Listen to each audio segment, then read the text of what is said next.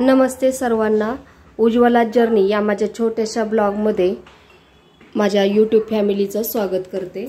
आज आपण कोबीची भाजी लहान मुलं खात नाहीत ना, त्याच्यामुळे मग आपण एक नवीन नाश्ता पाहणार आहोत। मुलांना भाजी चपाती अशी नको वाटते कोबीची भाजी खायला, तर मग ही चपाती आहे। हे चपाती अशी घ्यायची आणि त्याला थोडासा मध्यापासून इकडे कडेला कट मारून घ्यायचा, थोडासा याशी इथपर्यंत, पूर्ण नाही करायची याशी। नंतर याच्यावरती पिझ्झा सॉस वगैरे असतो ना, हा लावून घेऊयात। सर्व चपातीला सगळीकडून व्यवस्थित लावून घ्यायचा अगोदर।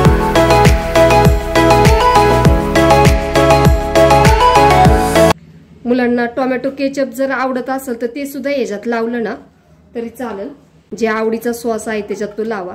आता मुलांना ही भाजी आवडत नाही ना, याच्या ऐवजी दुसरी कोणती भाजी असेल ना ती टाकली तरी पण चालेल। मी कोबीची भाजी आवडत नाही म्हणून त्या भाजीचं नाश्ता बनवते।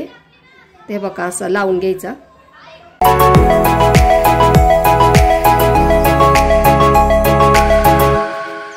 असं अर्ध्या याच्यावरती लावून घ्यायचा। हा मुलांना हे चीज वगैरे जास्त आवडतं, त्याच्यामुळे त्याच्यात हे छोटे छोटे तुकडे करून त्याच्यात टाकत आहे मी।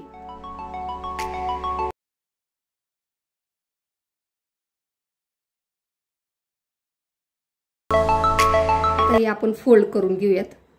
हे पाहताय इथं जो कट दिलेला होता ना, तिथून ही अशी बाजू उचलून अशी अर्ध्यावर ठेवायची।